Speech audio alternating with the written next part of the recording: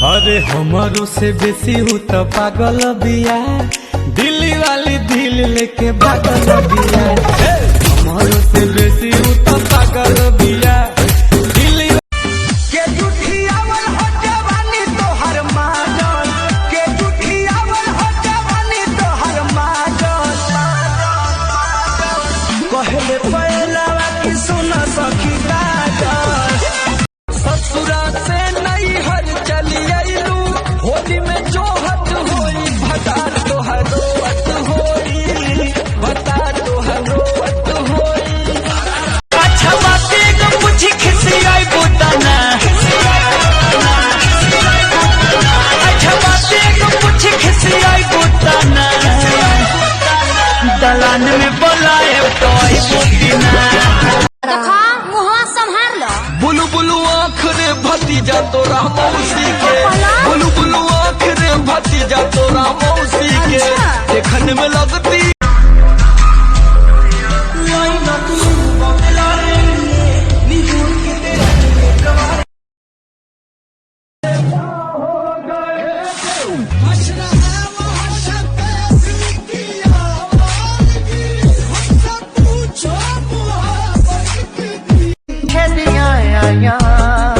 जदू नजरा मिलाया तीर नजरा दा सीने विच पार हो गया, तेरे नाल प्यार हो गया।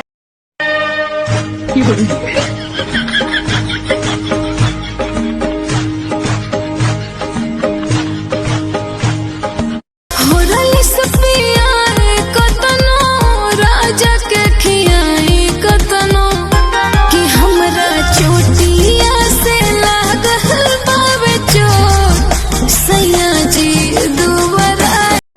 फागुन में भतार प्यार करता कि ना, लासानियन कोरवा में धरता कि ना। सुना ना बोला कब चेत कब पट सन्ना ले क्या कर बट, पलंग होले या मैं रात भर हिला बता रे हो, गालो काटे कच्चा कच चोरी फुटक। तोहरा से कविता दूर न रहता, मिले खाती मन तड़फड़ाता। ओ मम्मी मोहे उई चाहिए, कारी टी शर्ट वारो छेला मोहे उई चाहिए।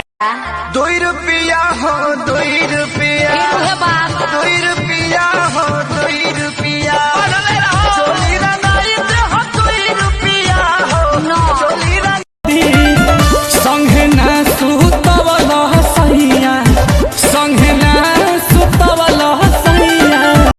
पटना के पानी जवानी पझल के, मल मलिया के हो दुपट्टा। लड़कों का एक सीक्रेट पता है, जब भी वो अपने आसपास किसी सुंदर लड़की को देखते हैं तो वो अपने एक बार बाल जरूर सेट करते हैं। नोटिस करना कभी।